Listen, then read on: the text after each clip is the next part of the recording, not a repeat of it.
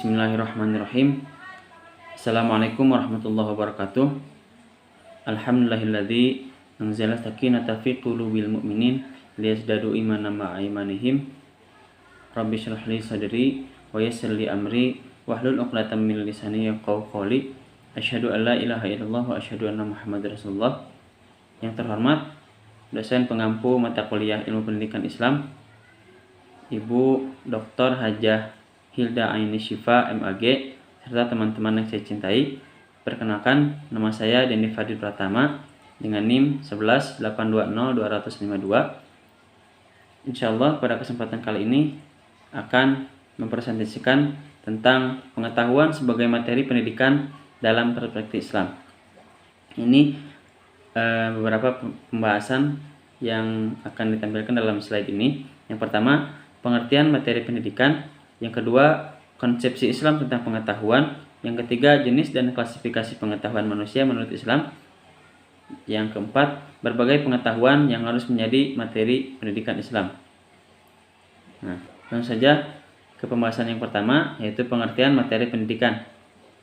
Materi dalam Kamus Besar Bahasa Indonesia atau KBBI adalah sesuatu yang menjadi bahan untuk diujikan, dipikirkan, dibicarakan, dikarangkan, dan lain-lain. Sedangkan pendidikan adalah proses pengubahan sikap dan tata laku seseorang atau kelompok orang dalam usaha mendewasakan manusia melalui upaya pengajaran dan pelatihan. Materi pembelajaran secara garis besar terdiri dari pengetahuan, keterampilan, dan sikap yang harus dipelajari siswa dalam rangka mencapai standar kompetensi yang telah ditentukan. Jenis-jenis materi pembelajaran terdiri dari pengetahuan, isinya itu fakta, konsep, prinsip, prosedur, keterampilan, dan sikap atau nilai.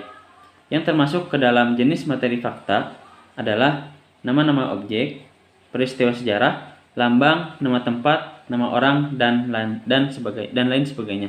Nah, tadi jenis materi fakta, sekarang materi konsep. Materi konsep adalah pengertian, definisi, ciri khusus, komponen atau bagian suatu objek. Selanjutnya, materi kedua yaitu konsepsi Islam tentang pengetahuan. Dalam Al-Quran, kata ilmun diulang sebanyak 105 kali, lebih banyak dari penyebutan kata din, yaitu agama atau keyakinan, yang sebanyak 103 kali. Jika dihitung dengan kata jadiannya, kata ilmun disebut tidak kurang dari 744 kali dalam Al-Quran. Secara terperinci, bentuk dan frekuensi penyebutan kata tersebut adalah sebagai berikut. Alima 35 kali, ya'lamu 215 kali, i'lam 31 kali, yu'lamu 1 kali, ilmun 105 kali, alim 18 kali, maklum 13 kali, alamin 73 kali, alam 3 kali, a'lam 449 kali, alim atau ulama 163 kali, alam 4 kali, allama 12 kali, yu'allimu 16 kali, unlima 93 kali, mu'allam 1 kali, dan tata alam 2 kali. Selanjutnya, lanjutan yang tadi, konsepsi Islam tentang pengetahuan. Menurut Zalbawi Suyuti mendefinisikan ilmu pengetahuan atau sains sebagai sunatullah, artinya adalah ilmu yang mengarahkan perhatiannya kepada perilaku alam, bagaimana alam bertingkah laku. Sebagaimana firman Allah dalam Quran surat Al-Baqarah ayat 31 yang berbunyi, A'udzu billahi minasyaitonir rajim. Wa 'allama Adamal asma'a kullaha thumma 'aradahum 'alal malaikati faqala anbi'uni bi asma'iha in kuntum shadiqin. Artinya, dan dia mengajarkan kepada Adam nama-nama benda-benda seluruhnya.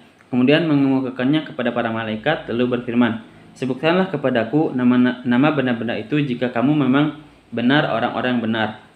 Di dalam ayat tersebut Allah menjelaskan bahwa Allah mengajarkan kepada Adam sifat-sifat alam, bagaimana alam bertingkah laku. Islam menghendaki umatnya untuk memiliki ilmu pengetahuan, baik ilmu pengetahuan agama maupun ilmu pengetahuan umum. Dalam pandangan Islam, ilmu itu tergolong suci. Ilmu merupakan barang yang sangat berharga bagi kehidupan seseorang. Ilmu itu bagaikan lampu atau cahaya.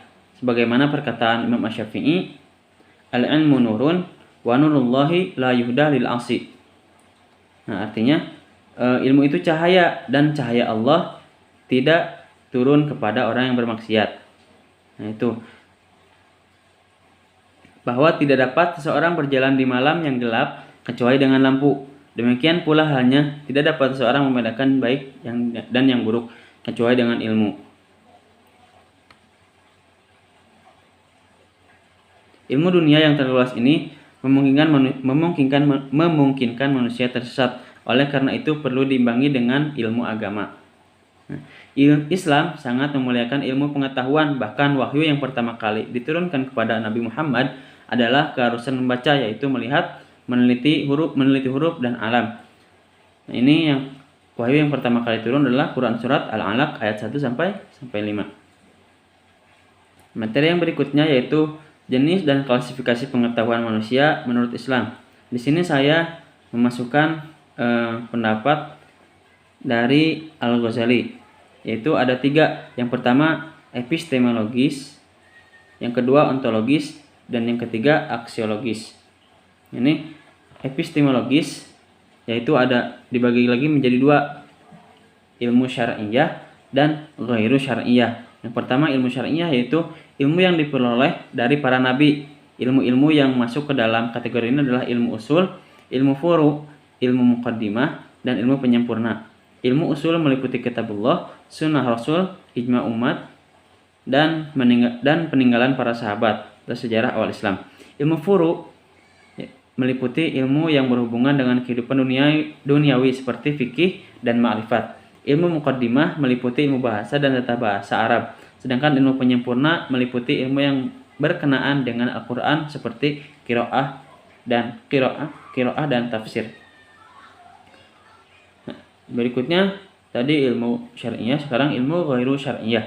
Ilmu yang bersumber dari akal.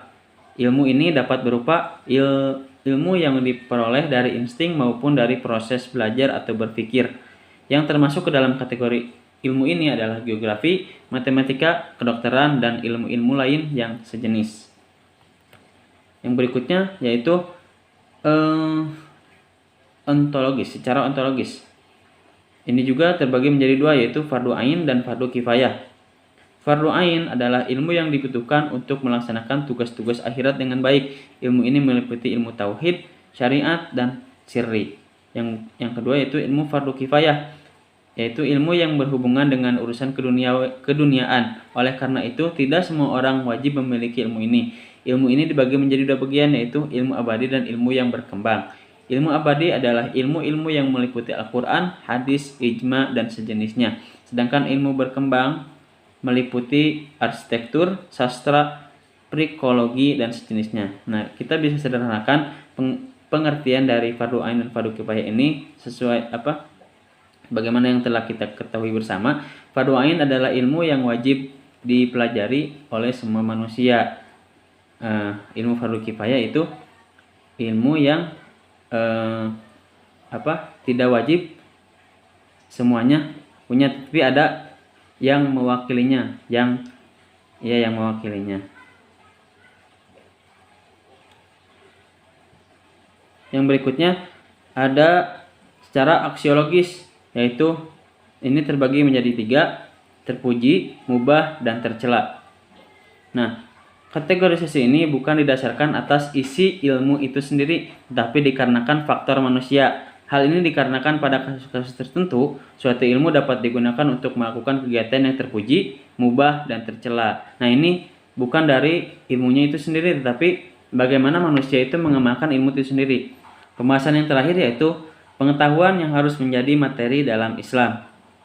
Ini ada 2 pendapat yang saya masukkan. Yang pertama, menurut pandangan Profesor Dr. Muhammad Fadil Al-Jamali, semua jenis ilmu yang terkandung dalam Al-Quran harus diajarkan kepada anak didik. Pendapat kedua yaitu menurut Ibnu Khaldun, membagi ilmu pengetahuan sebagai berikut. Pertama, ilmu syariah dengan semua jenisnya, ilmu filsafat termasuk ilmu alam dan ilmu ketuhanan, ilmu alat yang bersifat membantu ilmu-ilmu agama seperti ilmu lughah dan lain-lain. Yang keempat, ilmu alat yang membantu falsafah seperti ilmu mantik atau logika. Menurutnya, ilmu pengetahuan tersebut banyak bergantung pada kepandaian guru dalam mempergunakan metode yang tepat dan baik. Oleh karena itu, guru wajib mengetahui faedah dari suatu metode yang dipergunakan. Mungkin sekian yang dapat saya sampaikan. Wallahul muwaffiq ila aqwamit thoriq. Wassalamualaikum warahmatullahi wabarakatuh.